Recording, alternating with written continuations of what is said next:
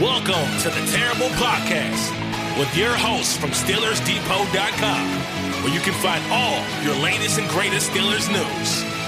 It's Dave Bryan and Alex Kozora, always lit, talking Steelers. And now, here's Dave and Alex.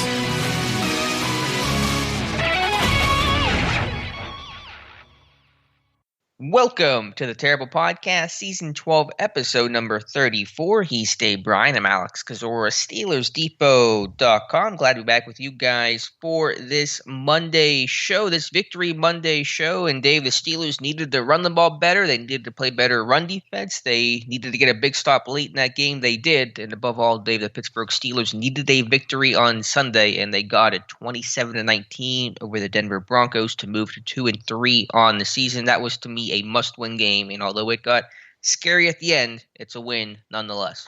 Yeah, we haven't done a Victory Monday podcast in quite a while, so this'll definitely feel good to do. And I know we had tried to have a little optimism ahead of the show that we did on Friday there, and I think we're going to be having a little bit more optimism in today's show as well too. So yeah, they never make it easy on us at the end of these things, but the key thing is that it was an AFC battle. When you looked at the two games coming up for them, the one on Sunday and then the one against the Seahawks this next Sunday night here, obviously you'd like to win both of those, and this one being an AFC battle was really a must win when you look at this team entering this game at a 1-3 record and what all else is going on around the AFC and all, and they took care of business, and style points don't matter, and yeah, here they are, 2-3, entering now what I think most would consider a very winnable game at home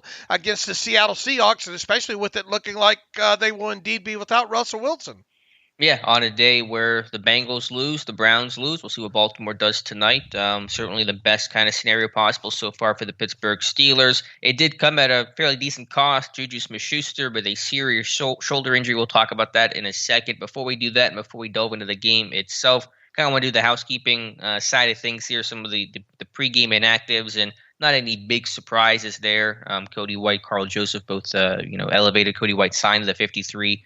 By the way, that was on Saturday. Rashad Coward was released, right? Rashad Coward was released. Right. That was what they call it, just a straight out contract termination, because he was vested there, didn't have to waive him or anything like that. Okay. And what's kind of interesting about that is he did have that ankle injury that he was.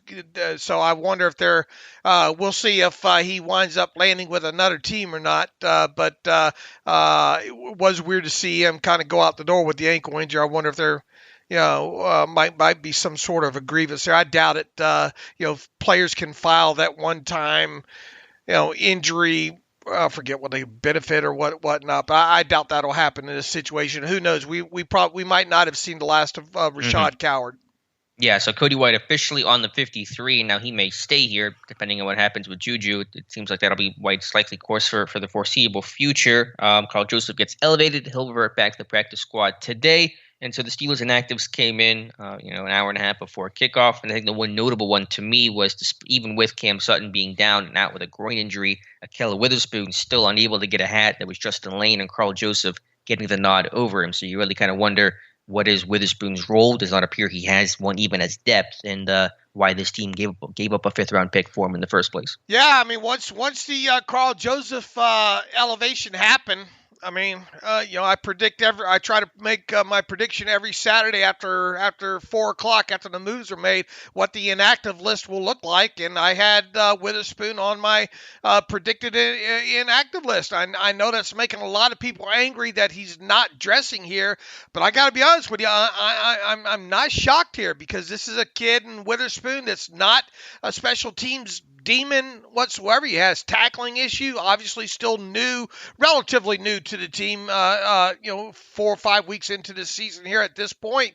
With Justin Lane, being the better special teams player, and Carl Joseph getting the elevation there on Saturday, it wasn't hard to have a little deductive reasoning there that Witherspoon would be the odd man out. So, look, at some point, what's the likelihood of Witherspoon dressing again? Probably high, because injuries happen, and you go with the the people that you know more than the people that you don't know. But yeah, I mean, I know a lot of people are angry because it cost the Steelers a 5th round pick, and this is not only that, this is a player that's not under contract right now past this season, whereas in the past you have had guys that were under contract. Albeit I don't know what happened to what was the tight ends that they got from Nick Vannett. Yeah, Vannett. He was one and done, right? Yeah, but was that a 1-year deal he was on at the time, or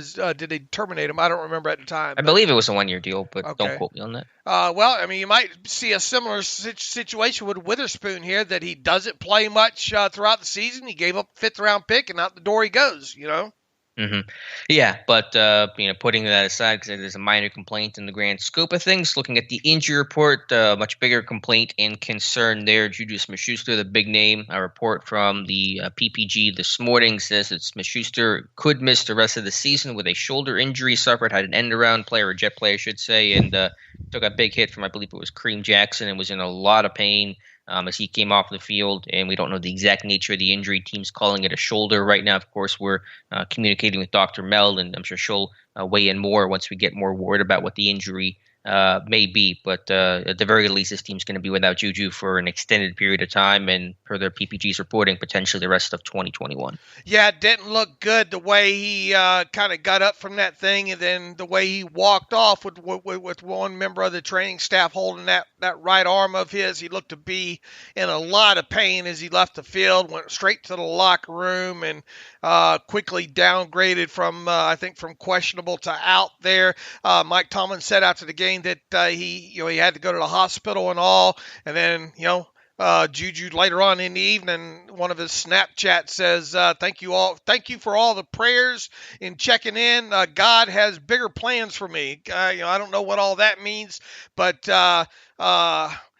it's hard to imagine JuJu playing anytime in the near future. Obviously, if he goes to IR, that means he's got to miss at least 3 weeks. And if this thing ends up being like a collarbone or any kind of surgery there is a very good likelihood that he'll be lost for the remainder of the season. At the very least, we're not going to see him probably for the foreseeable future.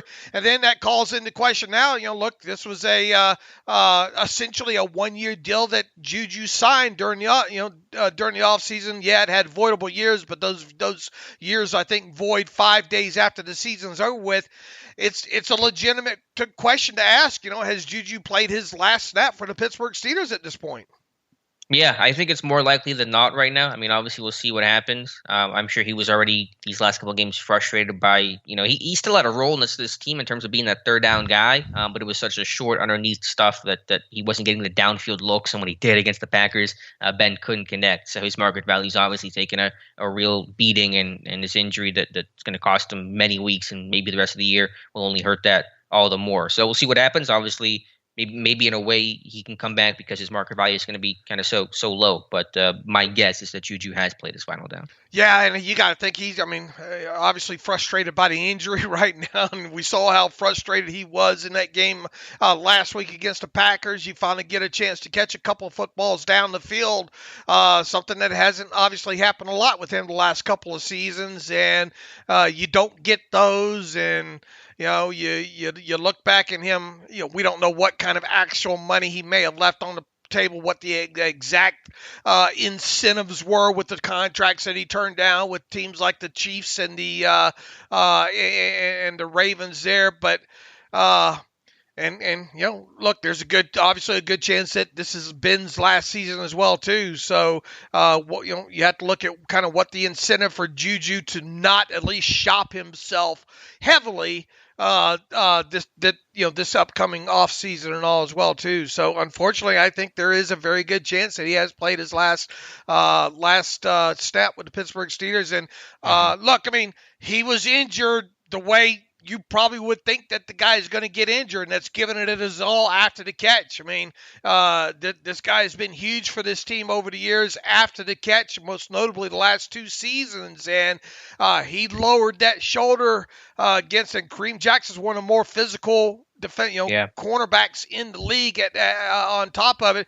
Just unfortunate the way those two kind of collided there. And once again, the way JuJu got up from that, it didn't look good. And I guess the question now is, everybody are asking, are they going to go out and get a free agent wide receiver and all? People have thrown out the name Anthony Miller. He reportedly is signing with the Jaguars practice squad today. So obviously, the Steelers probably know a little bit about Anthony Miller. He went to Memphis. Randy Fichtner, former offensive coordinator, obviously knows a lot about what happens over there at the Memphis program, so probably scouted him a little bit. But they do have Cody White up on the 53 right now. I think you could see Chase Claypool go into that big slot role there. And you have Steven Sims on the practice squad, and that guy hasn't looked awful during his time with Washington. Ike Hilliard, the Steelers wide receiver coach, knows him well, and Sims played a lot of snaps there in the slot with Washington there. So you might I think you'll definitely see Sims protected on Tuesday on the practice squad, and then we'll wait and see what happens on with James Washington and his groin, and whether or not the Steelers choose to dress even an extra wide receiver against the Seahawks on Sunday. Yeah, and we'll see what James Washington's status is and see if he can come back for the Seahawks game. I assume that he will, but you never know with that groin injury. And so, yeah, I think Claypool is the big slot is maybe the best way to go. He's got a really good feel in the slot, and I think they use him a little more vertically downfield because of his height, weight, speed than they were with JuJu. So as you saw in the 18-yard touchdown he had yesterday versus Denver. So some other injury stuff, housekeeping here. Devin Bush left the game with a groin injury. He'd been battling that for a little bit now. Najee Harris could not finish with cramping. And some IR stuff, Zach Banner nor Anthony McFarland activated off of IRs. It seemed like Mike Tomlin indication was pregame that Banner would be ready to play next week. Yeah, and I think we're going to have another busy Saturday on tap here with some roster moves here, and we'll see about Anthony McFarland. You would think this would be the week for Zach Banner, at least you'd hope it would be this week, and obviously there would have to be a reciprocal move made there. Anthony McFarland was 1 week or is 2 weeks enough practice for him, and then obviously when we get to this Wednesday, is this when they start the Stephon Tuitt window? I think that's something to look for when it comes to this Wednesday as well too. So hopefully you're getting a little bit healthier on the defensive side of the ball right now. Well, really both sides of the ball, I guess overall, even though you're losing JuJu Smith-Schuster in the process here, and you just hope that groin injury that James Washington is dealing with, he's able to come back, because that way at least you can have, Deontay and Chase Claypool as your 2 wide receivers on the field in 2 wide receiver situations. And then you have, obviously, James Washington come onto the field as your Z then, and then, go from there. Yeah, you would think 11 personnel, Deontay as the X, Washington as the Z, Claypool as the F, the slot receivers, kind of the way I think it would work best for Pittsburgh right now. All right, Dave, let's finally talk about this game, and it was a victory, so we should celebrate that fact here. Pittsburgh moving to 2-3 on the year, built a 24-6 lead and just enough of a cushion as they held off a Broncos fourth quarter surge to win this one 27-19. Big takeaway from this game, Dave, is finally it took 5 weeks, an entire offseason, and a partridge in a pear tree. Steelers finally have a run game, at least for one game here, running for a team season high 147 yards on 35 carries and 1 touchdown, led by Najee Harris, 23 carries, 122 yards and 1 touchdown. And it wasn't like they had one 60, 70-yard play that kind of skews the numbers, and, everything else was kind of average. Beyond that one play, it was consistent run success. I know you have the numbers, Dave. Really excited about that. So this run game, you saw it make some improvements against Green Bay, and you saw it make even bigger strides versus Denver. You got to play with the lead and run the ball a lot more than you did against Green Bay. And so that is the number one thing to be excited about, and the number one reason to me why this team won yesterday. I think we saw, and we've been talking this season about how the Steelers are going to go about winning games. this year. And leaning on the running game, not having Ben Roethlisberger throw the football 40 times, and then getting good play out of your defense. And, you keep going back to the things that Keith Butler said over the years, the magic number, what was it, 19, 17 or 19, right around 17. there? 17. Well, they held them to 19. So pretty dang close, pretty dadgum close, Yeah. as Keith Butler would say there. A couple of explosive plays obviously need to be mixed in there on top of it.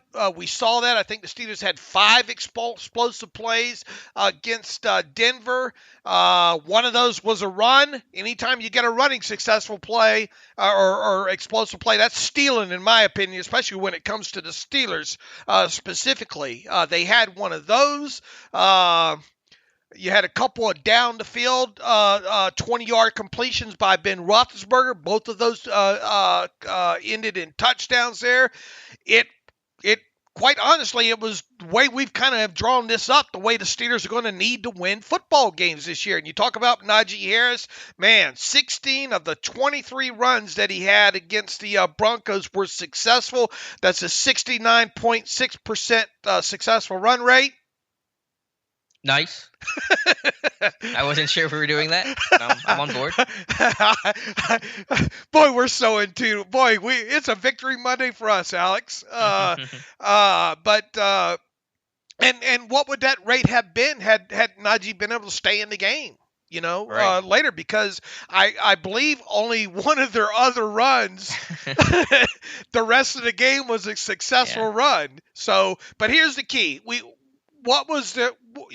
We talked about successful run rates with this team and how they were going to have to win games this year. We said it was 50%, right? And even though Najee, out of the ballpark 2 weeks in a row there, the team, obviously had to have more runs in there in this second half there.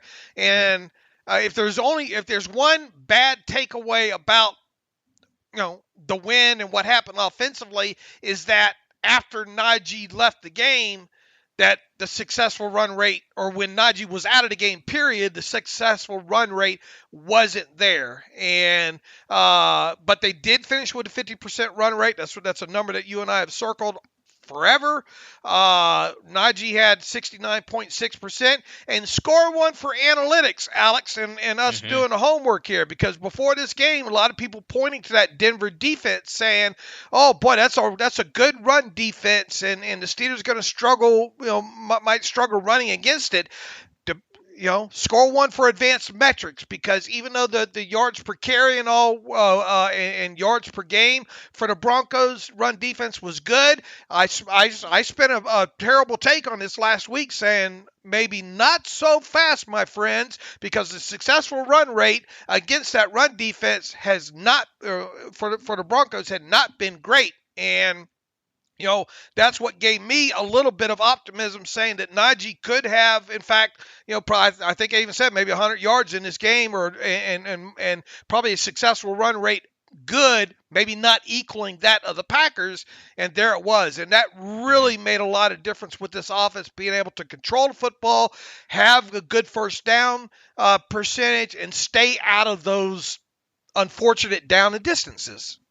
Yeah, I wrote an article this morning about the Steelers' first down run game, and the numbers in some sense surprised me. Now, some of this is influenced by, obviously, the backups being in, Kalen Ballage, Benny Snell, but on first down, the Steelers only averaged 3.0 yards per carry. That's lower than their seasonal average of 3.3. Their run success rate was 36.8%. So those numbers don't look good, but their negative play rate was a lot lower, and they were getting at least 3 yards almost 2/3 of the time. So many runs that were 3 that aren't technically successful, but they put you in 2nd and 7, which is a whole lot better than 2nd and 11. They allowed you to run the ball again on 2nd down instead of having to throw, because it's 2nd and 9 or 2nd and 10, and you feel like if you run it again, then you're basically cementing yourself into 3rd and long. So just consistently getting something. They had no first down run longer than 8 yards in this contest, but they consistently moved forward, consistently won the point of attack, and put yourself in 2nd and manageable, so you kind of felt like you were staying on schedule, on script, something this team has not been able to do the entire season. It was the first time all year where this offense felt like they were in a rhythm from the word go and were able to keep that rhythm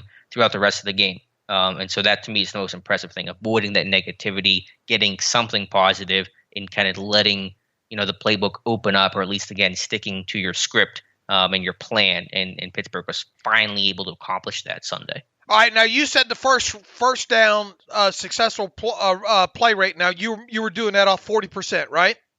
Yeah, 40%. Yeah. Okay. So 40% of the yards are needed on first down, which most of the time obviously is 10 yards. 4 yards.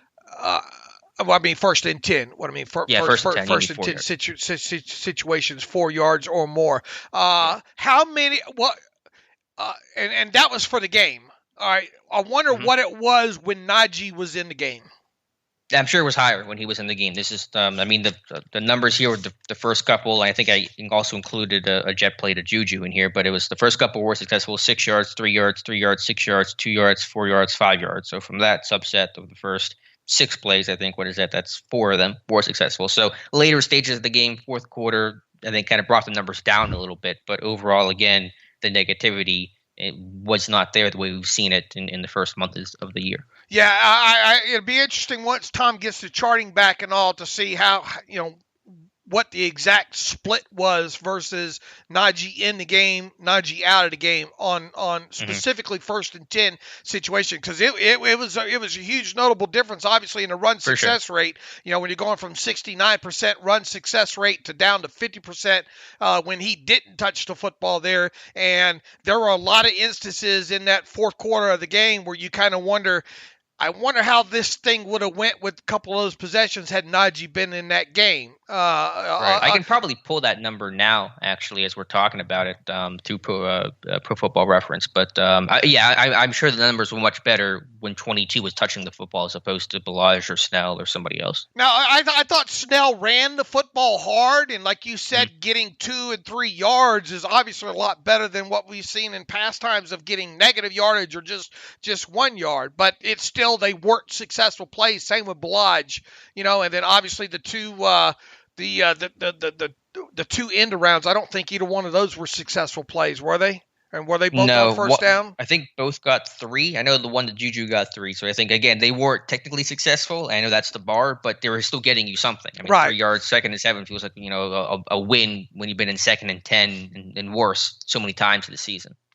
And here's the thing. Look, you can't expect Najee to play 100% of the snaps, and hopefully he learned a little bit about his body, maybe, and maybe proper. I don't know if hydration played a role into that or not. I understand it was a pretty warm and I guess humid day overall yesterday there at Heinz Field, but hopefully when you get McFarland back here, right, that maybe get a little bit of that explosiveness there, maybe get a little better quality production out of him when he's on the field, when you have Najee off the field there. That's right now, I guess, the biggest concern is how, the successful run or successful play rates on first down whenever Najee is not on the field.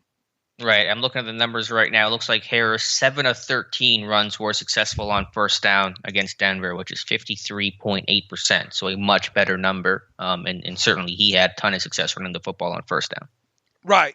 And I just wonder just overall the first down rate, even on passes, when Najee wasn't, because you did the incomplete you did first down as a whole. You didn't separate run and pass, right? No, I did first down, just run specifically. Oh, you did just first run. Okay. I'm curious what the first down success rate was overall, even passes included. Okay, I started to do that, and we'll get that on. We'll revisit this on Wednesday. Yeah, I mean they primarily I think they only threw the ball 6 times on first down. I want to say, just going over the numbers I was looking at last night. So I mean they were really committing and able to run the ball on first down in this one. And when you spend a first round draft pick on a running back, you better you better be able to run the ball. Once again, I think the most negative thing about all of it was, later in the game when you really wanted to take the football out of the air out of the football, you didn't see kind of the success that you wanted to see there and burn up the clock there. And obviously Najee was on the sideline for a lot of that. Right, in Denver, obviously selling out against the run, so you hit the quick slant to Deontay instead. But yeah, we'd like to see them finish that drive better and really put that game away, so Denver can't be at your 3-yard line with 11 seconds left, potentially tying this one up. But overall, a big step in the right direction. Kudos to this offensive line, and even the tight ends and the receivers doing a lot of insert blocks with JuJu before he got hurt, and Cody White, and so those guys stepped up. So I thought Chooks played a really good game overall. Zach Gentry had looked on the TV tape, looked like he did a good job as a blocker. Dan Moore, Dotson, the whole line did a great job to consistently win the point of attack, and that was so critical in this one. And we saw, look, when they're running good, you're going to see more motion rates too, and I'm willing to bet the motion rates are going to be a lot more visible in this one, because they did use pre-snap motion quite a bit on this as well too. And you know what else they used a lot of in this game? What's that? RPOs. Yeah, it's been a big part of this offense the last 2 weeks. And you've been talking about that. And that's something I've been talking about as well. And I think that's what best fits this offense is using. Ben wouldn't get into specifics after the game on what qualifies, going run and pass. They're counting the box and how far down low a safety is and those kind of things there. But and he admitted that there might have been some times where probably box counts or whatnot probably indicated, or wherever the conflict defender might have been, that maybe they throw the ball, but he was kind of feeling it with Najee there. And there was a point in this game where it felt like Najee was really running downhill, and I think that exact point where I about tweeted that, the very next play was Najee up the middle for 20 yards there. Mm-hmm. And that's when you really thought, okay, yeah, they really are running the football well against this Broncos defense there. And once again, going back to kind of one of the things that we've stated all season here is this is what we saw on Sunday was the recipe for how the Steelers offense needs to run in order for this team to have chances to win football games. Yeah, agreed. I mean, it won't always look quite that good, but that's the idea. That's what you've been trying to work and build and plan and strive for since the offseason began, and this team finally was able to realize that yesterday. The last point on the run game, Harris's best and longest runs came on second down, and his longest 2 runs were 20 yards and 18 yards, both coming on 2nd and 5, both coming after first down runs. So running on first down, getting 5 yards to push you in a situation where you feel like you can run again and set that up.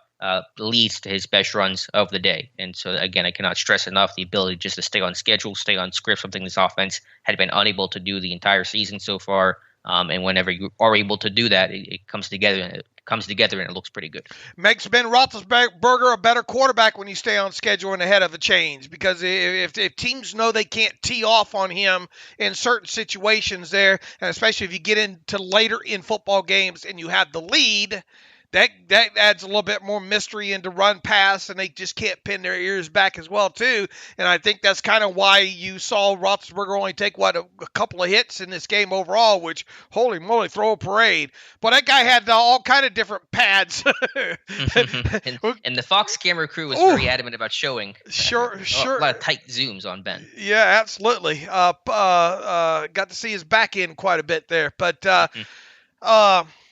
the number I'm happiest about, though, this entire game, Ben, 25 pass attempts. That's the best number that I could see the whole freaking game. Absolutely. And what have we said? You can't have him going back there, dropping back 40 times a game. If you do, then he's not going to last. Even if you win a couple of ball games by him throwing that much, he's not going to last, because he's going to get hit during the process there. And you just can't have that. So anytime you have him dropping back and throwing, less than 40 times is a huge win. And anytime you get more runs in a game more than pass dropbacks, that's probably a good sign on top of it. So look at that recipe there, and that's the recipe for Steelers wins here. Fewest pass attempts in the game for Ben since the Cleveland blowout victory last season. Took only 2 hits the entire game, 1 sack, which was on him. It was a covered sack, and Ben held on the football too long. That's not on the offensive line, so that was the negative play. But, for a day where Ben's body was obviously beat up, dealing with a pec injury, the hip injury, did not take many hits. And Although I guess he did kind of hit his elbow off someone's helmet. I think it was Najee's helmet. So his body probably doesn't feel great. But overall, defenders weren't hitting him too often, and that's been the best performance by this group the whole year. But again, not have to throw the ball a lot in this one like the Bengals did in Week 3. You protect your quarterback really well when your quarterback simply isn't throwing the football much. And another key metric that you and I, or at least I do, focus on quite a bit is the intended air yards and the completed air yards. And he only completed 2 passes down the field of more than, I know it's more than 20 yards, only 2. I dare say that might have been even more than 15 yards or 14 yards as well, too. But the key was those 2 completions not only were completions, they were touchdowns. And he did the rest of his stuff, was a bit shorter, but the running game helped open up, help him throw the football a little bit further down the field in this game. He had an average intended air yard distance of 8.2 yards, and that's obviously aided by, I think he had 5 or 6 attempts down the field of more than 20 yards there. And when you only throw the football 20-something times, that's a pretty good percentage overall there. And then his average completed air yards was 6.9 yards past the line of scrimmage, and that was obviously aided by a couple of his completions being more than 20 yards down the field there. So in the end, he had a 6.9 average completed air yard distance and an 8.2 average intended air yard distance. Circle those numbers because those are kind of wheelhouse numbers for what we need him to have in order for the Steelers to have some wins moving forward here. Yeah, and just like the Packers game, they got a touchdown on their opening drive, and just very similar. It wasn't the same play call, but it was the same outcome. It was a long bomb, 50 yards to Deontay Johnson on the right side, a great throw by Ben, a great track and catch by Deontay. So the first time this team has scored opening drive touchdowns in consecutive weeks since midway through 2017. So it's been a long time coming, and getting that hot start and being able to maintain that hot start in this game much better than they did against Green Bay. Obviously critical in this one. So Ben did not have to throw the football a lot. He was not perfect either. There were some missed opportunities. Their linebacker dropped 2 interceptions. Ben had the sack fumble that Denver recovered, but certainly a better version of Ben in this game. It obviously wasn't a perfect game for Ben. He did get away with a couple of footballs that could have landed in the hands of others there. I thought Ray McLeod made a nice play on a tip ball that was a fake bubble screen. I saw Nevada run that same fake bubble screen the other night in their game against New Mexico State there too. And that would have, if that ball's not tipped at the line of scrimmage. Who was that? Harris or? It was Gentry, actually. No, the player that tipped the player that tipped it. Yeah, Purcell was it? Okay, Purcell? On that play? Yeah. If that's not tipped, then that's circle that play because we're going to see that in a couple more weeks as well too. Probably after the bye week, we'll see that again there. But they had that set up nice, and that obviously that was tipped at the line of scrimmage and almost intercepted. I thought Ray McLeod did a great job of getting the pass breakup on that. One other, I think Najee kind of slipped or something, maybe coming out of an option route there. So Ben threw it to a spot where he thought he was going to be. Luckily, that wasn't picked. Now the other one, that was I thought a bad throw by Ben to Najee and probably should have been picked as well too. But going back to overall, really the thing that stuck out to me the most about Ben Roethlisberger was early in this game he was accurate, and I thought even one of the early throws to I think it was Freiermuth, it was put outside there where only he could catch up. I think it was a third down play too, if I'm not mistaken.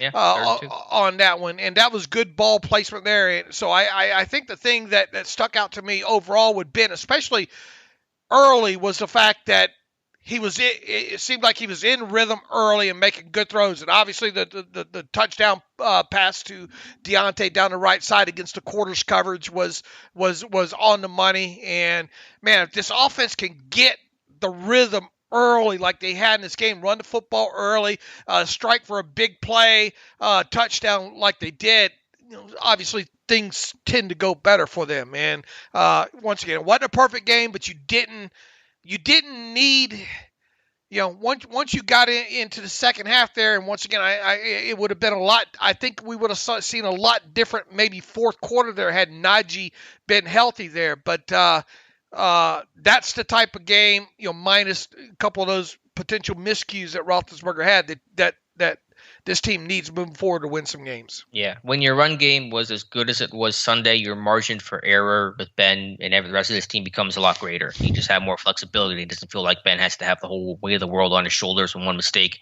totally kills you. So yeah, Ben's accuracy was good in this one. You mentioned the throw to Freiermuth. How about the third and one to Claypool in that first drive? A great throw on that little speed out to the sideline, and Claypool turns it upfield for 23 yards, and so that kind of gets your drive going on that play. Overall, I thought his decision making was excellent in this one. You mentioned all the RPOs he was running. Denver playing a lot of too high, it seemed like, early in this game. So you ran the ball, they would spin down, or you would get one-on-one matchups. Ben was making some really good decisions. So I think just him really controlling this game and putting Pittsburgh in the right and getting them out of wrong situations was a big factor in this game. So a good game from him overall, not his best by far, and still can be better, but a good game by him and a good game by this offense. Absolutely. So anything else here with the offense you want to talk about? Again, the touchdown to Claypool. How about a vertical throw down the middle of the field? We haven't seen that too often against too high. And so that was the right throw and a really good throw. Maybe Ben's best throw of the entire day, or it's right up there with the touchdown to Deontay Johnson. And a great job by Claypool. Has a really good feel in the slot. Claypool does as a route runner and kind of bending and stemming his route and getting open and widening guys and things like that. So Claypool, I think, can be a weapon in the slot and probably will need to be now that JuJu's going to miss a considerable amount of time. I took a lot of hell, back during the offseason when I thought maybe JuJu might fly the coop and all like that. And I suggested, look, I think if that happens, that Claypool's best, would be the best option to go in the slot there. He didn't do it a lot at Notre Dame, but he did it enough where I got a good feel where thinking that he's a fit there. I really think that it's a really good fit for him there because, we've seen a few times him be able to stretch the field vertically as a Z receiver there, but it's just he's not going to run away from anybody. This team's best vertical threat is Deontay out of the X.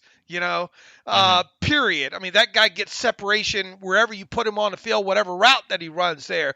So I don't think you lose a lot by taking Claypool out of the Z and moving him inside to the slot there. He's a big guy, can give you blocks from that position as well too. And look, you can still run the slot. I mean, you slot fades to him and run switch routes and all to him out of there. So look, I don't want to downplay the JuJu injury because this guy was key on third down.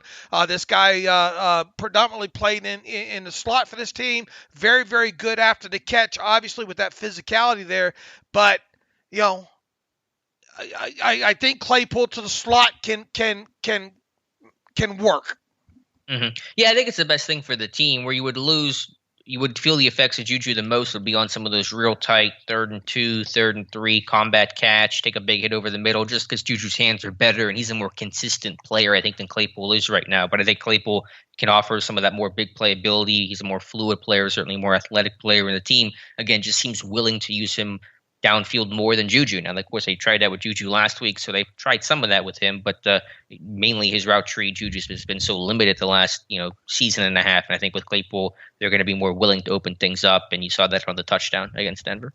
Right. Look, I mean, you get Washington back, he can obviously function as the Z, and I guess what I'm getting at is I think this offense will still be able to do what it needs to do, at least if they can do it successfully with Claypool in the slot and not having JuJu on the field at all. Mm-hmm. Yeah, I get that. So yeah, I think Claypool can certainly have a home as that big slot guy because when you're 6'4", 230 and you're up against a nickel corner or a linebacker, or they're playing some sort of zone, you should win quite a bit of the time. Boy, Denver pulled a Keith Butler into the chat there. Yeah, getting Von Miller on him. It's nice to see the other the shoe on the other foot for once. Yeah, absolutely, and good that Ben spotted it right away. And I mean, that was almost like air, running on air there. Very easy catch and run for Claypool. I'm interested to see the end zone shot of the touchdown to Claypool as well too, against the split safeties look and all, because I want to get a better look at the route that Claypool ran, and then second, I want to see how dramatically Ben was able to hold the safety on the other side. Mm-hmm. It looked like he did a good job. He was looking left and came off that at the last second to hit Claypool, and that was a tight window throw for sure. And Claypool did a good job to widen his route initially. To, I think also widen that safety on his side and open up that throw to the middle. So it was a good route and read and throw and play all around. Yeah, that was a key moment in that game as well too, because did that not follow the taking the field goal off the board? I believe it did. Yeah, Boswell after the 51-yarder, they got negated by the they called it the leaping penalty or whatever they called it on Denver. Leveraging, yeah. Leveraging, right. Let's see. Yeah, that was right after the leveraging. 3 plays after that. And I think I know. I get another thing. I can't wait for the all 22 there. I think I know the right where the 2 plays are that help kind of set that up, maybe. So it'd be interesting to kind of look back and see if we can find those as well too. I imagine maybe that play will end up being I don't know which way Tyler Wise is going. Don't want to influence him in his turning point article, but that might be it. Yeah, I think Claypool and Ben said it was the design call by Canada. Did they say that it was set up, or they tried to run something earlier off of that, or was that something that they had said? I don't remember specifically what Ben said about that, but usually you do kind of see those things kind of set up there. So it'd be interesting to go back once we have the all 22 later today and see if we can find it. If not, and that was a 3rd and 10 touchdown as well. And so the Deontay touchdown was 3rd and 6. This was 3rd and 10. The touchdown last week was a 3rd down play to Deontay. They're converting those 3rd downs. They're getting touchdowns on those 3rd downs. So that's really good to see. I think a big reason for this win, Dave, was the situational football aspect of it. Pittsburgh on 3rd down, 7 of 12. They were 2 of 2 in the red zone. Denver on 3rd and 4th down. They were 5 of 16, and they were only 1 of 3 in the red zone. So if you're a team that wins by a large margin on 3rd down, as Pittsburgh did, if you're a team that wins by a large margin in the red zone, as Pittsburgh did, you're going to win those games 95% of the time, and that to me is one of the biggest team stats of this game. And if you evaluate this game just from a box score aspect of it, and you see that both teams I think had 5 explosive plays, both teams had 1 takeaway. So you have an even talk score right there, right? And usually where do you go from there? Probably conversion rates on 3rd and 4th down and red zone from there. If someone just gave you that and didn't give you the final score for you to try to predict which team won, that would probably be the way that you go through the box score, right? Yeah, and you'd be right 90+% of the time if you look at just those numbers. All right. So big stats in that one. Anything else there with the Steelers offense you want to touch on in terms of the negativity? Not too much. Obviously, you really felt the drop off when Najee Harris was not in the game and you were forced to turn to Benny Snell and Kalen Ballage. But that's why Harris is playing as much as humanly possible. Yeah, I would say that would be the one of the biggest takeaways there was the fact that when Najee was not on the field, you did not have the production overall. I mean, you had the early drop from Benny, went right through his hands. On that was going to gain 6 or 7 yards at the very least, I think, there, maybe more. And yeah, you just didn't get any, just didn't feel like you had any production from this offense when Najee wasn't on the field. So that would be, to me, that and Ben's got to get rid of that football and that sack. I mean, he knows it. He said as much. He said that's on him in that situation there. And then I guess the only other thing would be Ben, a couple of those throws he got away with there. Yeah, I know it's going to be tough for him to do, but he's got to be a quarterback that learns to throw the football away. I know that's so foreign for him because he's never done it in his career unless he had like 3 defenders draped on him. But I think he's got to learn that the best thing for him sometimes is now to throw the football away, and he should have done it on that play. When you go down the hierarchy here, what have we said? Offensive line, running game, defense, and then Ben, that down the line there. And I think that's exactly kind of, and Ben, make no mistake about it, Ben carried his weight in this game. But yeah, you have to have those other things in order to win some games there. And that's kind of what we're hoping for moving forward here. Absolutely. All right, Dave, let's flip over to the Steelers defense, and they got a little sketchy late in that one, but they made the big plays when they had to, and none bigger than James Pierre's game-winning, game-sealing interception. It was an up-and-down day for Pierre, as it often is for young cornerbacks, but he made more good plays than bad ones, and I think that's an overall win for an NFL corner. Yeah, it was an up and down day for him, but the ups were really up, weren't they? A lot of people obviously will point to that interception in the end zone to kind of, or it did put that one away.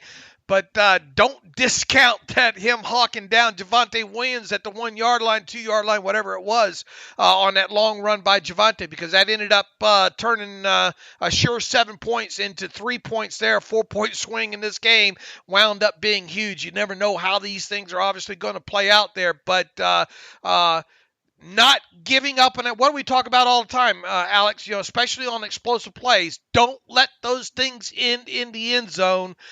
Give your defense blades of grass to at least to defend in those situations, and see if they can hold them to 3 instead of 7. That's exactly what happened. So yeah, I don't want to underscore the interception at all, because that was huge. That was obviously if the Broncos get a 2-point conversion, who knows how that game turns out at that point there. But you definitely like to see the effort in him hawk down a guy like Javonte Williams at the 1 or 2 yard line there. Saved a touchdown, ended up being a 4-point swing in that situation there, and that needs to be highlighted as well. Mm-hmm. Absolutely, and not an easy guy to tackle. That's a bowling ball that you track down from behind like that. So a great play by Pierre, and yeah, it saves the team 4 points. And yeah, had Williams scored, there would have been a tied game at 10. Instead, it's a 10-6 game after the field goal, and Pittsburgh goes on the field their next drive and puts the ball in the end zone, so they go up 17-6. And so yeah, massive play. The interception, which was a great job to leverage that receiver and kind of keep him to the back of the end zone, get your head around, make the catch. And even the near interception he had 2 or 3 plays before that down that left sideline when they tried to go deep again to, I think it was Cortland Sutton, and Pierre could not pick it off, but nearly did, broke the pass up. So obviously he gave up the touchdown to Sutton, which was almost a carbon copy of the touchdown he gave up to Jamar Chase. And as you pointed out, Dave, his eyes have to be better. He's got to be able to play through the receiver when he's not in phase instead of looking back for the football. But he has that mental toughness to come back and make plays the next time out, because as he said, as Tomlin said, that's the guy that's going to be tested quite a bit when it's veteran Joe Hayden or it's almost rookie James Pierre. Pierre's going to be the guy that the guys go after, quarterbacks go after. And so you got to be a really mentally tough dude, and Pierre seems to be. Yeah, look, I mean, he doesn't have the speed to be able to look back at the football, and I think I pulled a still out of that one there on that touchdown as well too, where he's got his head back looking at the football at like the 18-yard line. All right, so you got to stay in phase there. I understand why he did, but you got to run in those situations there when a guy gets a step on you. You got to know that ball's probably going to be way out in front and probably not going to be like a back shoulder type situation there. You turn your head there and you get out of phase there, and that's exactly what happened. And it was a good throw, good catch, yada yada. But I mean. Yeah, you know what they call almost missed completions down the field, usually touchdowns, and That's what happened there. He's taking his lumps. The good thing is I think with him, he seems kind of unflappable here. Has a short memory when it comes to this kind of stuff, and you don't see him have kind of like the Artie Burns reactions, if you will, in some of these situations. And if you can just kind of sharpen up his technique and get him to understand, more experience against some of these better NFL wide receivers too, because that's obviously going to help with him on top of it here. But he's got to stay in phase better in that situation. Who knows? It probably maybe it still ends up in a touchdown. You never know. But looking back at the football at the 18-yard line with a guy with his kind of speed, probably not going to end up pretty well.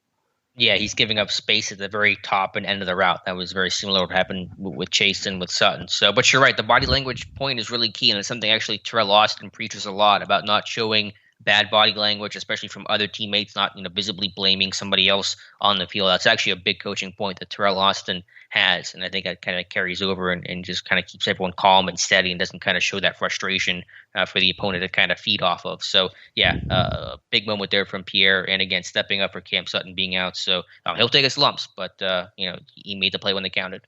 And look, that other one, it was inches away from being a touchdown. I mean, we could just as easily be talking about James Pierre being the GOAT today as we are kind of a semi-hero player at the game, if you will. It's a game of inches for sure. So he's getting the experience. That's nice. At some point, this team will obviously get Cameron Sutton back from the groin injury there, but hopefully he's learning a lot from these snaps. And the most obvious thing here is you take your lumps during wins.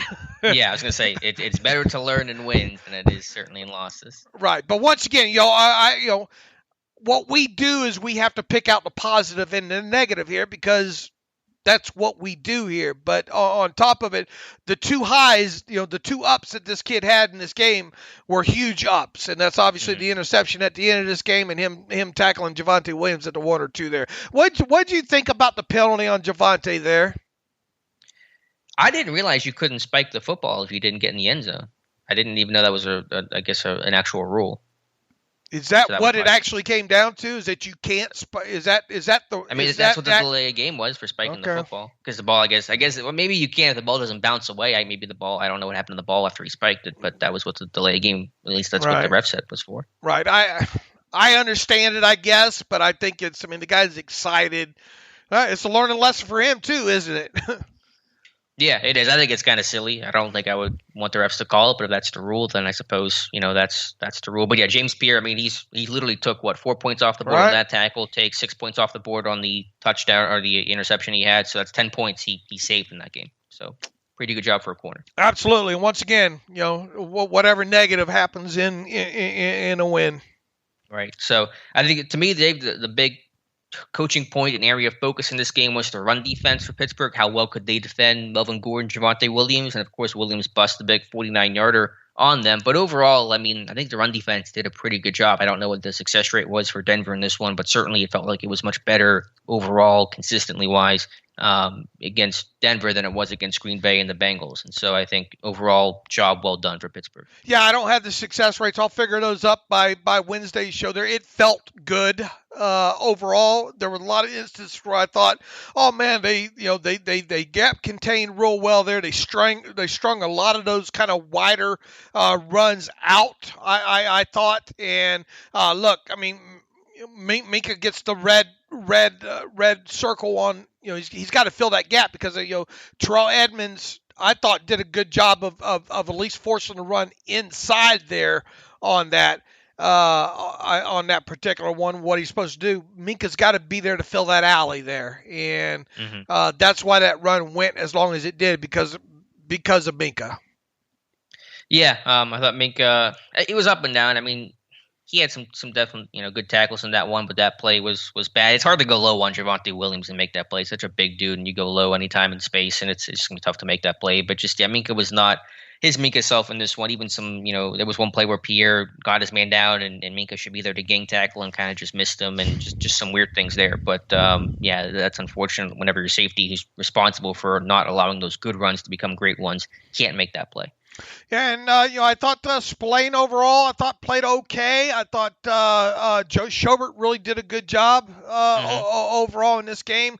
A lot more gap sound in this game, run defensive wise than they were obviously against the Packers.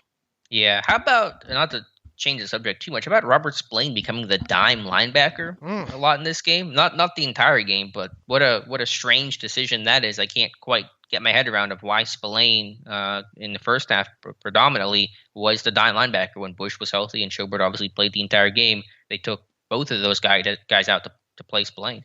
Maybe Bush wasn't entirely healthy. Why not play Schobert? I don't know. I mean, you trade for the guy. You're starting the guy over Spillane, but in dime, it's not like Spillane's some sort of coverage maven. So I would love for someone to ask Tomlin. I mean, I guess it worked out, but very, very strange decision. I tell you, now it almost don't count, but Spillane almost got his hands on one of those over. It ended up being a completion. Yeah, you know what they call the almost interceptions. Completions. Yeah, but right when that play happened, I thought he was going to get there, but he didn't. But maybe Schobert would have gotten there. Maybe he would have. And Schobert hasn't been awful in coverage. In fact, I think he's probably your best coverage linebacker right now. But I think so. Yeah. But anyway, yeah. So the run defense, I think you said more technically sound. Not the gang tackling was better. The effort and the rally of the football overall was good in this one, and it generally kept Denver in check. And they didn't have the football a lot for large stretches of this game as well, so that certainly helped. But the run defense was good enough to win this one.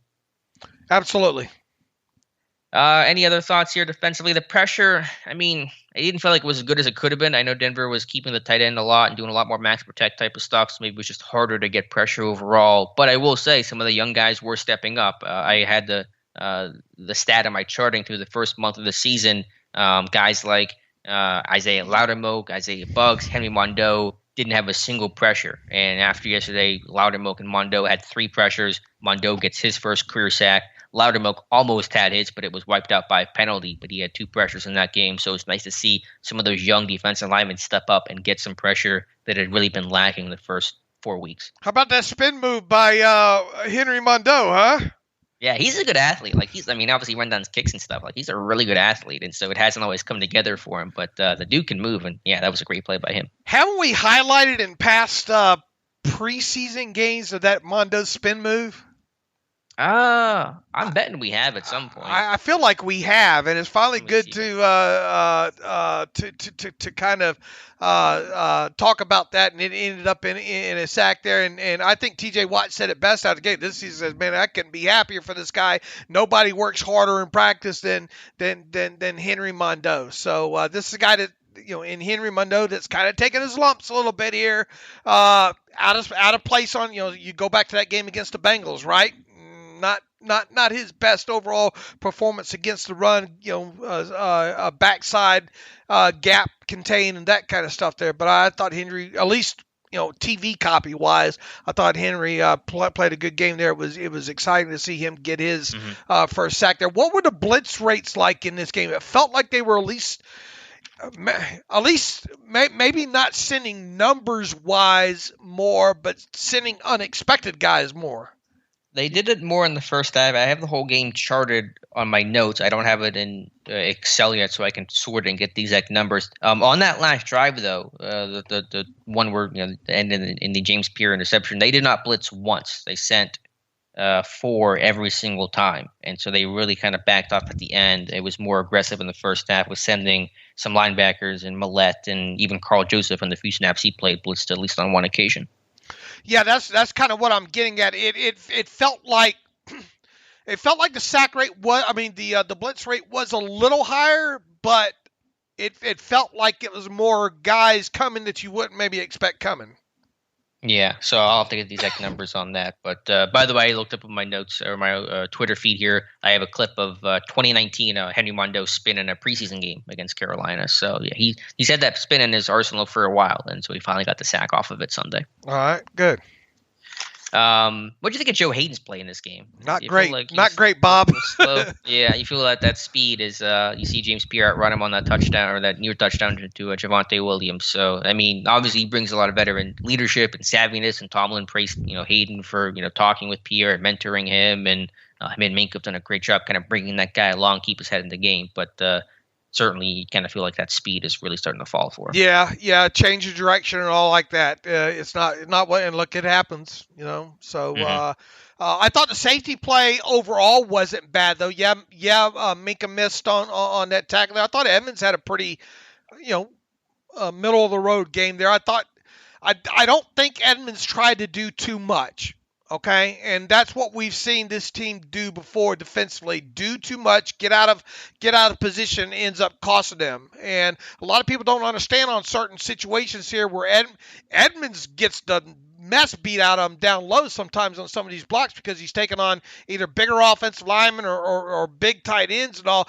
But at least he's forcing these things back inside to help there. Even on, I think it was the Williams run. Did you see what happened there? He got, not only did the tight end block him, I think, who's 81 for Tim Patrick. Yeah, I think he tried to give him a back elbow. Go watch even Really? the TV copy of that and the replay of that one again. And it looked like Edmonds took a. Just watch it. I guarantee you'll get a kick out of it.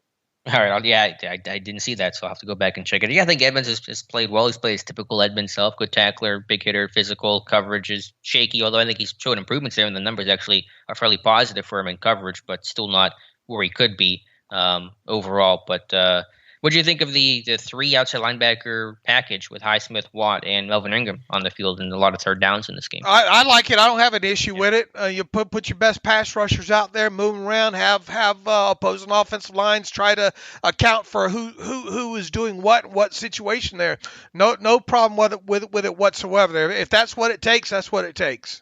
Yeah, especially we don't have Tuitt out there or Tyson Alualu, so Cam Hayward's the only defensive lineman, and you don't want to Melvin Ingram is a better pass rusher than a Loudermilk or Raimondo or even a Chris Wormley, and so get your best pass rushers out there. I think that's a good approach to take, and I've done that before when guys have been hurt, when Hayward was lost for the season a couple years ago. So yeah, putting your best pass rushers on the field, although I don't think it was super effective in this game, was a good idea. Right, and hopefully this team gets stuff on Tuitt back here pretty soon, and I don't think you're going to see it a ton. You'll see it some moving forward there, and obviously, I think more of that might be an indicator that all three of those guys are a little bit healthier now, and you're able to use them. And I think you have to go back to almost week one, the last time you've been able to say really those guys have probably all three been, and they probably still aren't all, or at least the two, Highsmith and Watt, probably not 100% over those groin injuries there, but healthy enough that you can put all three of them out there, especially in those situations. Yeah. Who would have guessed the healthiest guy was the 32-year-old Melvin Ingram that had been hurt last season? He's the healthy guy right now. If you're wondering about Karl Joseph, by the way, since we've talked about him so much, we get asked every single week, is he going to get elevated? Is he going to play? Finally got elevated and played on Sunday. I think I have him down for 2 snaps playing nickel early in this game, and I did not play the rest of the way. So it looks like 2 defensive snaps for Karl Joseph. Let me see what the game book says here. It says 2 snaps for Karl Joseph, 6 for special teams. Okay, so there you go. So we're number 30, blitzed once, and did not get pressure. So that's what I have down in my charting. But Karl Joseph officially taking snaps as a Pittsburgh Steeler. And I think, as Tomlin said, you need a lot of hats to replace Cam Sutton's role. And that was, Millette in the nickel, Norwood in the dime primarily, Joseph a little bit of sub-type stuff. And so that was kind of the way they broke it up. Where did a 1 snap for Killebrew come at? Oh, Killebrew had a snap? That's what they say here. I don't have him down for a snap. Sometimes it's hard to see safeties if they're off screen. Let me see. Idea. Let me see what because that threw me for a loop. Let me see what PFF says if they have him down. They have him down for 1 snap as well too here. I'll have to go back and check. I don't know if that's a goal line thing or someone come off for a play or something. I don't ever recall anyone even mentioning that he was on the field. They have him listed as a weak linebacker. Okay. I'll have to try to go back and look through it. I did not see that in my first time through. Okay. That Derek Tuska, you have him down for 2 snaps? Yeah, I have Tuska down. I think I don't have the exact numbers here, but I have him down playing at some point in this game. Okay. All right. Interesting. All right. Anything else there with us? Is Arthur Millette the best? He's got to be their best slot option right now, right? Yes, I think I said as much as last week. I think the way it's going to go for the foreseeable future is Millette as the nickel in actual true 2-4-5 nickel, and then Norwood being the dime guy, in dime packages. All right.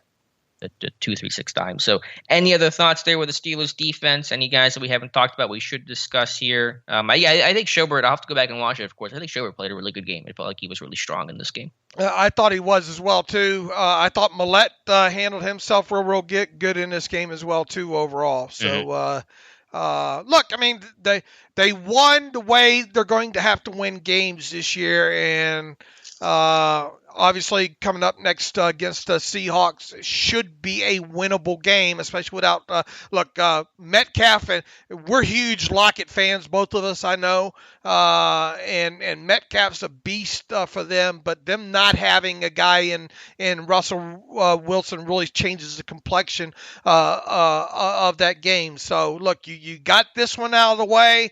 You need to take care of business at home on Sunday night against the Seahawks, against a wounded team in them that's not going to have their starting quarterback. Yeah, but the Steelers' defense overall has still struggled to keep a lid on things, and if there's a team that can take the lid off a defense, it's Seattle with Metcalf and Tyler Lockett. So you better play really button-up defense, not allow the big play that can allow Geno Smith to win a game if he's hitting a big chunk play for 60 yards and a touchdown. That's how you allow Seattle to hang around in this one. As good as this win was against the Broncos on Sunday, what is turning around and getting a loss against the Seahawks due to that? It sort of feels like the week one you beat the Bills and you turn around and you lose to the Raiders there. Situation there. So got to stack some of these wins together here and get to the bye week and get healthy. If you can get to the bye week at 3-3, start getting some of these bodies back there, and with the offensive line showing a little bit of cohesiveness now, and the running game, who knows? Who knows? Now, overall, does this change the overall complexion of where we had the Steelers team at the start of the season? I say no. I had them I had them as a 9-8 team. Didn't play good a couple of weeks ahead of the game against Broncos. So, but you get to 3-3, you get healthy, and who knows what happens to other teams here in this division. The Steelers got some help with the Browns losing to the Chargers. Obviously, the Bengals, more proof that Aaron Rodgers is coming to the Steelers next season. He helped the Steelers out and beat the Bengals. I'm sure that's going to be added as more proof that Aaron Rodgers is coming to this team. To be fair, that was a game that no one wanted to win.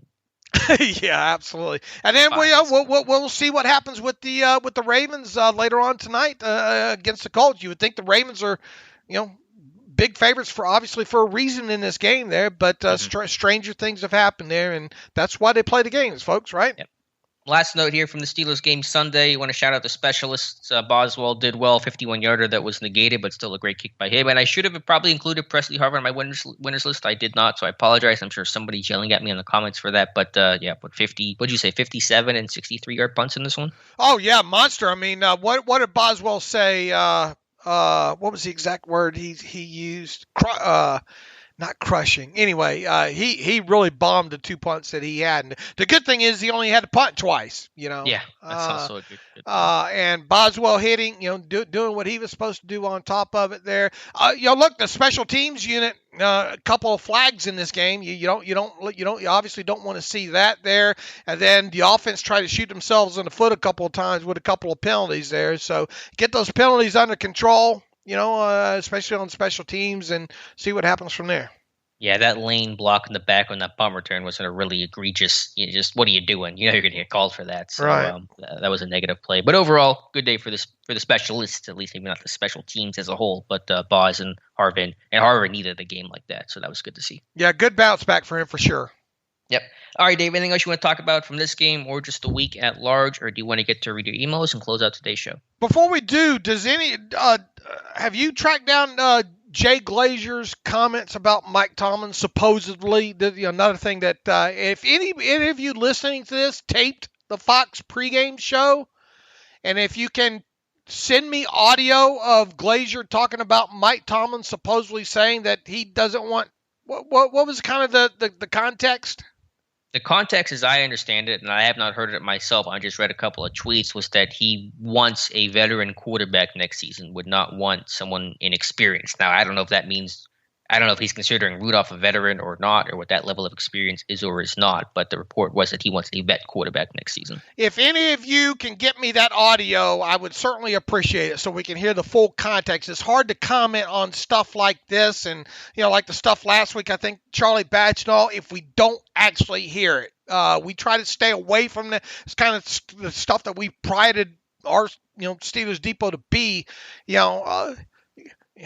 not secondhand kind of information like that. So if you tape the Fox pregame show and you can get me the audio of Jay Glazer saying what he supposedly said about Mike Tomlin and a rookie quarterback or whatnot, I would greatly appreciate that. Mm-hmm. You can send that to theterriblepodcast@gmail.com, and we'll surely credit you on the podcast and in whatever article that might get written about that. For sure. All right, Dave, let's get to some reader emails and close out today's show. Let's do it. I imagine there's going to be a few interesting ones in here. Let's see here. JJ writes in, hey, guys, it's JJ from Lexington. If JuJu is out for the year, does it improve our chances of re-signing him? Does this O-line have a chance to be good somewhere down the road, or will there need to be some upgrades in draft free agency? Thanks, guys. Love how you guys don't pull punches and not try to be a fluffer for the fans. I like hearing the truth, whether it's good or bad. Thanks, JJ. Man, we hit on JuJu early in the show there. Does it improve the chances? I don't know if it improves or not, but obviously he's not going to have the season that he thought he would have. You hope that he can get back this year, but odds are probably good that he doesn't. On top of it, it's still early in the process here. I mean, I would fully expect him to test free agency. I'll tell you that, JJ. Yeah, I would as well. My feeling was even before the injury, this was going to be his last year in Pittsburgh because he wanted to come back to play with Ben, a role that he knew, an offense that he knew, and then try to rebound his value next year. That's obviously going to be really tough to do coming off the injury, but I still get the feeling. I mean, it helps that his market value will be down, but money wasn't going to be the big issue for Pittsburgh, being unable to re-sign him financially. My guess is he'll be playing somewhere else. His second question is, does the O-line have a chance to be good somewhere down the road, or will there need to be upgrades by draft free agent? Well, here's one of the main things here. Trey Turner probably not long for, right? Although Tomlin loves the guy, so yeah. I mean, I think he's gone, but Tomlin's a big fan of him. Okorafor is in his final year. Haig, is Haig going to be on this team in 2022? He signed a 2-year deal, didn't he? Sure, but that don't mean nothing. Yeah, but he probably comes back as just at least carry the camp. All right, but not be a starter, right? No, be in that same role he's in now as kind of the backup swing guy. So that leaves. Look, the left side to center is obviously, you hope, taken care of right now. Dan Moore, Dotson. And then obviously Kendrick Green. So, somewhere down the road, that's kind of an open-ended question. I think the biggest concern right now is can this offensive line gel and play even better than the way they played against Denver? That's what we're worried about right now. Can they be better through upgrades, draft free agency, past this season? The obvious answer would be yes, I think. Yeah, I think they'll add somebody new, right guard, right tackle. What happens with Zach Banner if he doesn't play a snap this season, and we'll see. He certainly could get activated next week. Then, is he in danger of potentially being cut? Who knows? So I think you'll see a new starter, probably right guard, right tackle. I think your left tackle, left guard, center will be the same week 1 of 2022. Here's a good talking point, Alex. All right, let's assume this is the week that Zach Banner makes it back to the 53. All right. Okay. Okorafor did not play bad, right? Does he stay at right tackle at least one more game? Does Dan Moore stay over at in other words, does Banner go right into the starting lineup once he's healthy? Yeah.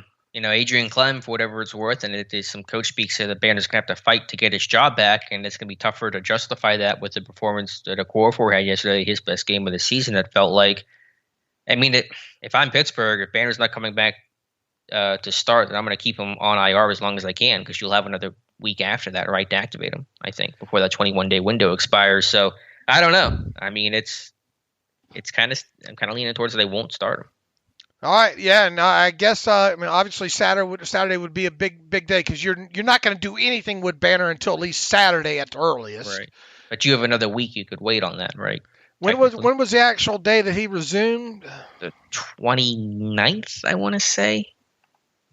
I looked it up the other day. It would have been a Wednesday, so it would have been the 29th. Okay, yeah, so 3 weeks out from that. What's the calendar on that? What's the date you would have to get by the 20th, the bye week Wednesday, right? Right. Yeah, the 20th. So you do not have to make a decision on Banner this week. And right. He says he's healthy, he's ready to play. So I mean that's one thing, but technically you can wait another week on him. All right, let's see. It's a question worth asking. It'd be interesting to see what happens. If everybody's healthy on that offensive line, which seems like it would be the case right now. But they are technically, I guess, one short on the offensive line with Coward now gone, right? Right. They only have 8 guys on the 53. All right. Right. So assuming none of those guys get dinged this week in practice, all of them were going to have to dress against Seattle on Sunday. So it'd be interesting to see what happens when we get to Saturday. Yeah, we shall see. All right, let's move along here with some more questions here from, let's see.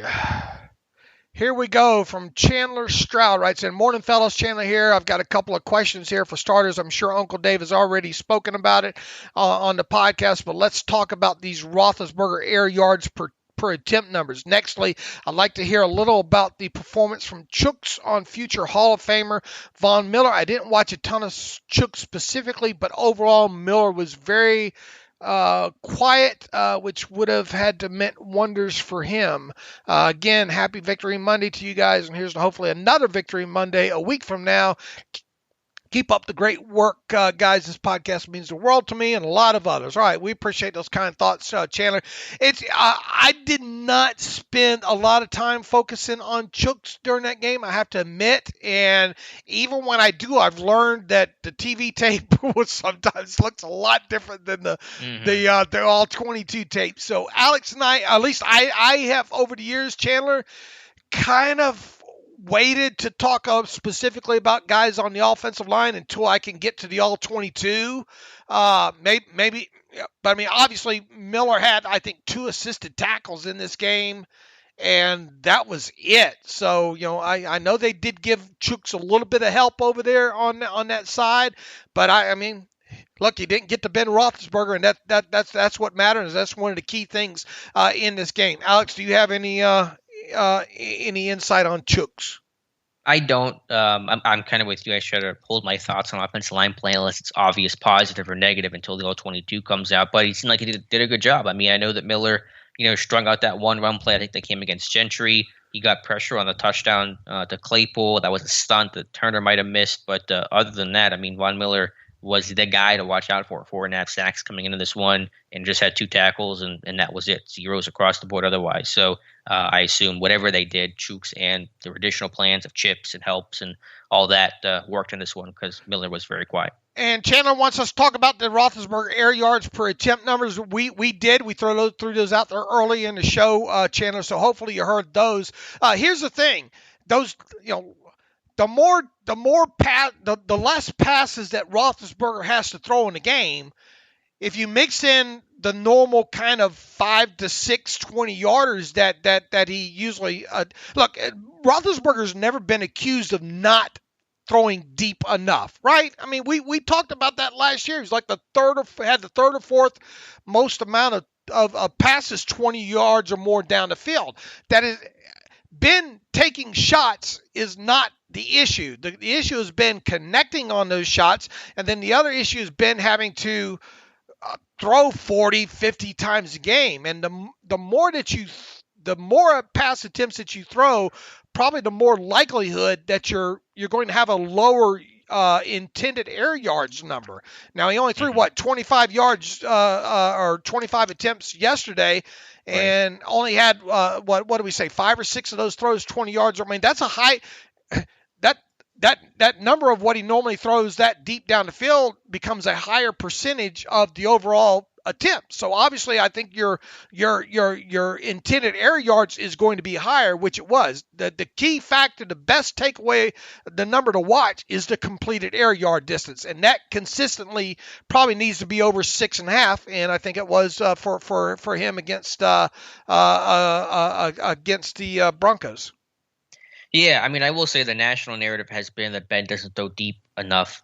Just in general, I think that's somewhat inaccurate based on the numbers that we've talked about. But certainly he has not been very good at completing those passes. And yesterday was a better day in that regard. The last 2 weeks have been better in that regard. Well, yeah. I shouldn't say that. Yesterday was a better day in that regard. Yeah, it's never been about Ben doesn't throw deep enough. Yeah, some people argue that, though. I mean, I've seen that in the national media a lot. Right. I mean, that's not the issue, and we've pointed that out. The problem is him connecting down the field on those passes there. Mm-hmm. Yeah, and that was better. All right, let's move on to Chandler. Thanks for the email. I don't recognize your name, but thanks for emailing in there. Let's see. This one from Rick in South Carolina. It may be too early for this. If so, just move along. If JuJu is out for all or most of the season, what do you speculate his value in free agency will be? I think we've already addressed that. Does this increase our chances of resigning? Also, how will voidable years affect the cap if he is resigned or not? We've already addressed most of that. The thing is you would have to work out some sort of deal with him before his contract voided to prevent all that that bonus proration from escalating there. So that's once his contract voids, then all that prorated money from the voidable years has to come forward there. So that would be the best way to kind of avoid that escalation there, would be to work out a contract extension with him immediately, because I think 5 days after the Super Bowl is when his contract voids. I don't know, man. I mean, never say never. I mean, I thought JuJu was gone this past offseason. And obviously the market value, his market value wasn't out there for him, and he essentially settled for what he got with the Steelers. But, beyond that, I'm still not optimistic they'll be able to keep him even with his injury. Yeah, my focus right now is just let's see what the exact extent of the injury is. Will he truly be out for the season? I assume he's going to go to IR in some capacity, but we'll deal with that stuff when we deal with it in the offseason. All right, Will Fernandez. Hey, David and Alex, just saw the alert on my phone that JuJu may be headed to season IR from the remaining wide receivers on the team. Does it make sense to use the big body Chase Claypool in the slot? He would provide some mismatches against smaller DBs, linebackers trying to keep up with his size and speed. I think this makes sense. Your thoughts? Well, like I said, you go back to last offseason and look on Twitter about me talking about Claypool in the slot. It makes the most sense. Now, is it going to be every snap in there? No, because Ray can obviously play some in there. But I mean, does Ray put the fear of God of anybody playing a lot of snaps in the slot? No. And we'll see if maybe they bring up Steven Sims. Yes, Sims from the practice squad there. I think Sims is a much better option in the slot than Ray is, just on a limited amount of tape. But I think you'll see Claypool kind of predominantly take over JuJu snaps from this point forward here. Jay Barbati writes in, besides the penalties, the thing about that's another good point on you, Jay Barbati, is Tunchilkin would say, besides the penalties, how did Chooks play on the rewatch? All I know is I didn't hear Von Miller's name much except when he was in man on Claypool. Chooks, I thought, was timing some of those things perfectly. It was kind of the Michael Orr situation, right? Now, there was the one, I think, where he obviously was a false start, but people kept saying, man, it looks like Chooks is leaving early. I viewed it as him timing some of those get-offs perfectly.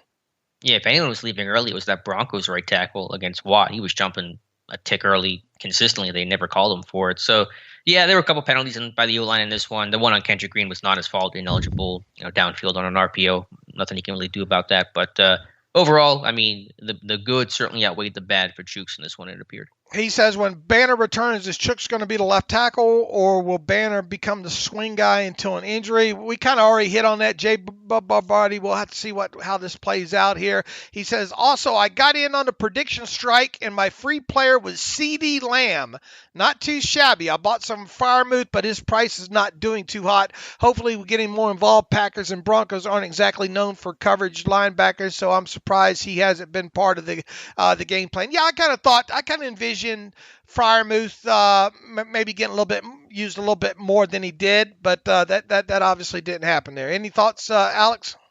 Yeah, well, thanks for signing up. We appreciate that. Hope you'll enjoy Prediction Strike. I mean, when they only throw the ball 25 times, it's going to be hard for Firemouth to maybe get, because how many routes is he running? He's still splitting time, and so those numbers are going to be naturally down on days you're not throwing the football a lot. But he caught a big third down pass, and so I think the areas in which he made plays is just as important as making the catches themselves. Shannon Gonzalez writes in, hey, fellas, big fan of the pod. Could you explain a little more in depth the RPO? I know what it is by definition, but could you speak to what Ben is looking for when he eyes the defense? Thanks in advance. Appreciate your work. Alex? Yeah, it's a good question. I mean, there's a bunch of different variables to it. To me, it kind of starts with a box count. So it's not even just, do you have 8 in the box? Are you +1? Are you -1? Are you even? How many blockers do you have against potential defenders kind of in the box for the defense in terms of where the run is going? So that's the first thing to look for. But on the outside, it can be, is the cornerback playing soft? Is he playing, tight? That's going to determine stuff. If he's playing really soft, then you might get a quick throw out there that way, and those kinds of things. So I kind of just generally look at box count, and then I look at what the corners are doing on the outside as kind of the two main keys for, are you going to run it or throw it on an RPO? And a lot of times is maybe some tape history of the conflict player. A linebacker sometimes. Sometimes a lot of the decision post snap comes on what the conflict player does. Yeah, I was talking more pre-snap, but you're right. Post-snap, you can read the linebacker. If he, plays up, then you might get something behind, or if the cornerback bails or is playing off, whatever the case is. So yeah, that's a factor as well. But to me, the pre-snap read is kind of the box count. Where are you? You +1, -1, and kind of what the defense is showing from the cornerback perspective. Good question, Shannon. And maybe when we get, I think Alex has written a couple articles on RPOs before, but maybe when we get back into the off season, which obviously a long time away, we'll try to dedicate more on maybe situations like that. I actually might do a video on that this week. I was thinking about that last night because they ran so many RPOs in this game that I think that might be a good topic to explore. Gee, I wonder who suggested maybe they should run more RPOs. Dave Bryant for OC. Would you be a good OC, or people would yell at you? They'd yell at me. Yeah, I'm a better blogger than I am a OC probably. But Matt Canada's watching. Hey, look, they must listen to the podcast, right? I think so. Ben's contract from Levi Garcia. Can you please explain Big Ben's contract salary cap? Like, how much money is he paid entirely this year with bonus and voidable? Look, I mean, Ben's making what, $14 million this year, right? End of story. Pay cut. Yep. I mean, that's it. I memean, that's what Roethlisberger makes this year. Now, look, his cap number's obviously higher from past bonus proration, all those things there. But if you want to know what, I mean, actually, technically, what Ben's earning this year, I believe it was $14 million. Yeah, it was 14 after the pay cut, so that's his salary. Right. So I see people mess that up all over the internet as usual. And people are even saying yesterday that if the Steelers traded JuJu, this obviously before the game, that they could get rid of some of that proration on his future contract. No, folks, that's incorrect. That's incorrect.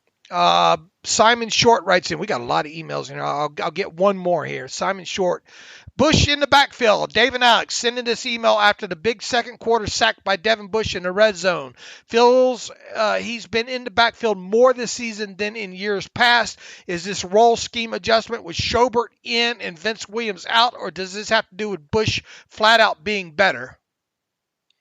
I'll have to check some of the numbers on that in terms of how often he's coming. I mean, he's gotten a sack in each of the last 2 weeks, but yeah, whenever you lose a big time blitzer like Vince Williams, who was so good at it, you got to find someone else who could pick up that role. And Bush may be a little more comfortable, nuance in this defense in terms of doing that extra stuff. And so I don't know what the numbers say, but it's usually scheme. It's just trying to confuse the offensive line, the protection that The sack last week was a confusion sack where the Packers slid the wrong way, and this week was Williams and the right tackle going on the same guy and allowed Bush to come in free. So it's really more of a scheme thing than it is maybe a player thing, but it's been effective, and Bush has gotten sacks each of the last 2 weeks. And if I remember back to his college tape, I mean, he wasn't a bad blitzer at Michigan, right?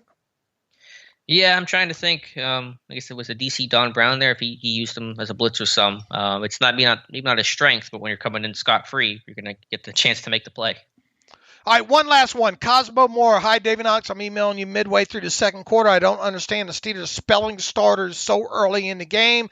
I get you want to have them relatively fresh in the fourth quarter, but they pulled Claypool after one catch for 20 yards, and they pulled Harris after a first down run and then that long run for 15 yards. Those guys can't be gassed after that. I understand pulling a receiver for a player after he runs a 50-yard go route or a running back breaks, say, a 35-yard run, but Harris is the bell cow. He's doing well right now. Feed him. I would have less of an issue of pulling Claypool if James Washington were in the game, but if one of our three starters comes out, McLeod comes in. Benny Snell needs to join Samuels. I think it's dangerous to send emails during games, but whatever. Go ahead, address that. Yeah, I mean, there's a million reasons a player may be taking himself out for some reason. It could be there's some other package or play call or personnel grouping that they wanted to see that requires somebody else based on how they practiced it. It's hard to say. I mean, obviously Harris has played, even before the injury, he's playing 90% of the snaps. So it's hard to be too mad about his workload because he's playing more than any other running back in football. And Claypool has played quite a bit, and he's had some injury issues, I guess, himself. I think they even referenced yesterday like he was dealing with something in the second half of that game. So, I'm not too worried about it. All right, boy, we covered a lot here, got to a lot of emails here, and we did it all in 90 minutes. How about that? I think we're about to break out in the song. It's like our outro song. Dave, we've done a lot today. We've made some friends. We saw a victory. I'm not going to start singing. I was tempted. Come on, I'd like to hear. I'd listen. God, come on. No, What would your title of your debut album be? Don't listen to this. God help you if you listen to this album. So far, so good. So what? Something like that. All right. In the meantime, we will be back on Wednesday. Hopefully have a beat writer on talk about the Seahawks. We will hopefully fully digested the All-22 by then. Can talk a little bit more about the Steelers win. Obviously have injury updates from Mike Tomlin and what all he says on Tuesday. So going to be a busy week here. Moving forward, once again, the Steelers play on Sunday night in Week 6 against the Seattle Seahawks, so going to be a shift. I love these early games, Alex. I don't know about you. Going to be a lot different doing a Sunday night game here. But Alex and I will be back on Wednesday. You can follow me on Twitter at Steelers Depot. Follow Alex on Twitter at Alex_Kozora. Follow the show at Terrible Podcast. Email the show, theterriblepodcast@gmail.com. If you like what we do and you want to donate to the cause, please go to SteelersDepot.com. Hit the donate button up right navigational bar. Also, if you like an ad-free version of the site, please go to SteelersDepot.com.